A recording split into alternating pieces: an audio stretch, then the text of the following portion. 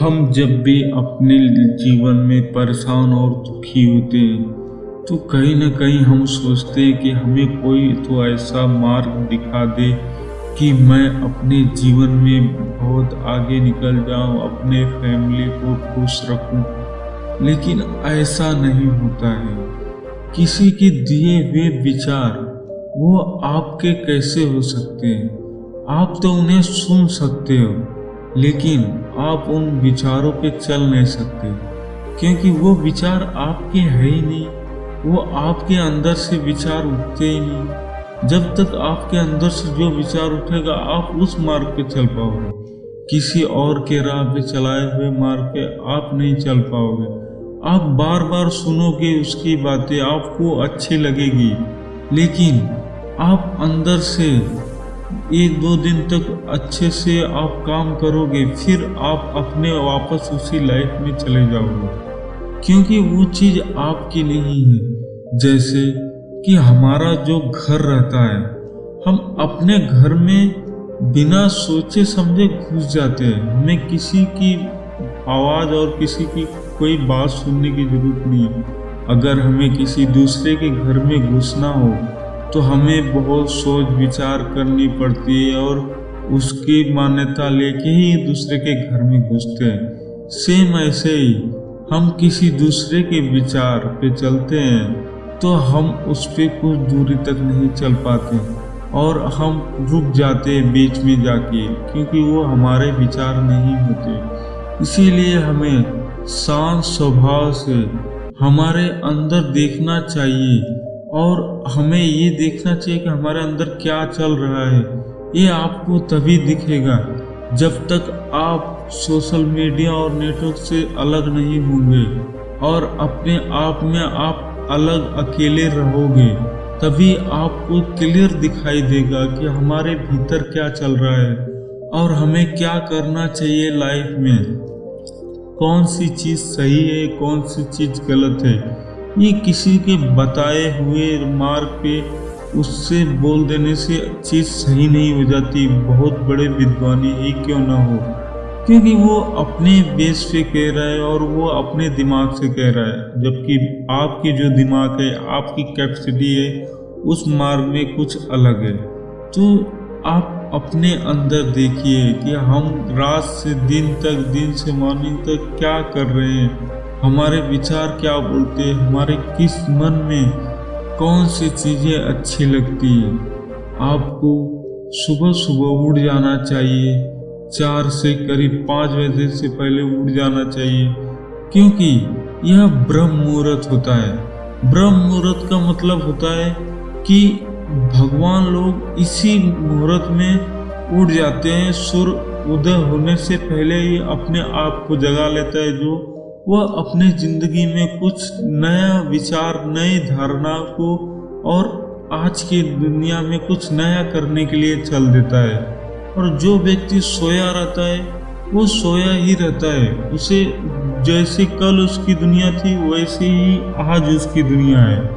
आपको जब तक आप ये ना समझे कि जो भगवान है वो कहीं और नहीं, हमारे अंदर ही है। जैसे हम किसी भी चीज को दूर से तो दिख जाता है, जैसे हमारी आँख है, हम आज तक अपने आँख को नहीं देख पाए। हमारे आँख को देखने के लिए एक प्रतिबिंब और कांच की जरूरत पड़ती है, जो कि वो प्रतिबिंब बनती है कांच के ऊपर और वो दूर जाके दिखती है, तभी हम देख पाते हैं। सेम वैसे ये भगवान हमारे अंदर हैं, लेकिन हम भगवान को नहीं देख पाते। जब तक हम अपने अंदर नहीं जाएंगे और अपने प्रतिबिंब को दूर से नहीं देखेंगे, तब तक हमारे अंदर छिपे हुए भगवान को हम नहीं ढूंढ पाएंगे। हम बस ऐसे यूं ही बाहर घूमते रहेंगे, खोजते रहेंगे भगवान को, भगवान नहीं मिलेंगे। आप अपने आप से प्यार कीजिए, क्योंकि ये जो आपका शरीर दिया हुआ है ना, ये भगवान का ही दिया हुआ है।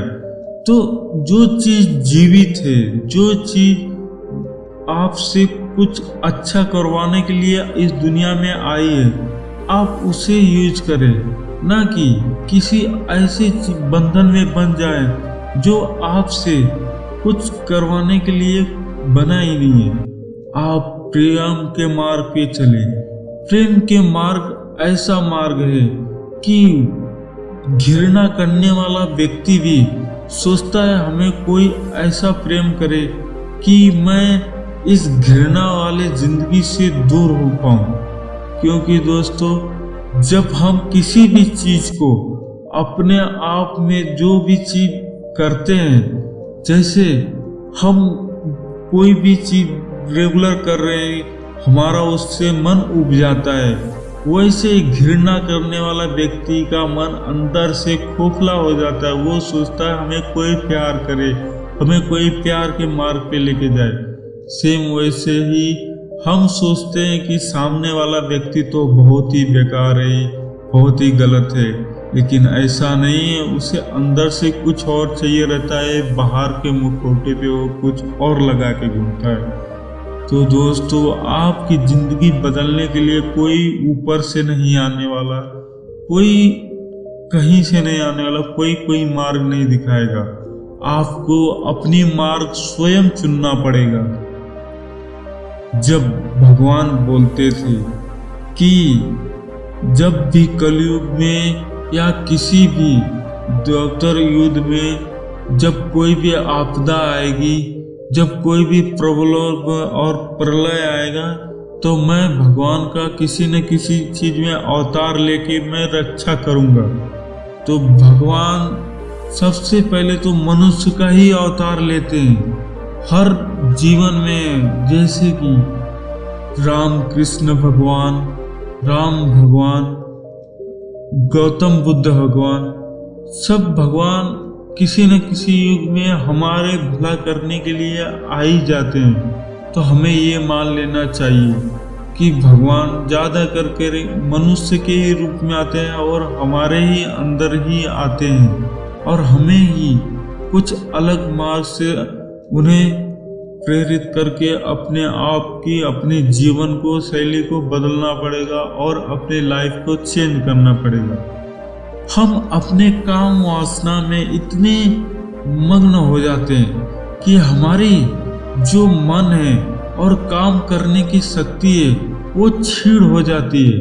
हम बहुत तो चाहते हैं कि हम कहीं भी फालतू की टाइम वेस्ट ना करें और अपने एक जगह मन एकाग्रित करके काम करें, ताकि हमारी फैमिली को कोई परेशानी ना हो और हम अपने काम वासना को काबू में रखें। लेकिन ये हमसे कतई नहीं हो पाता, ये हो भी नहीं पाएगा, क्योंकि ये भगवान का दिया हुआ स्वरूप है।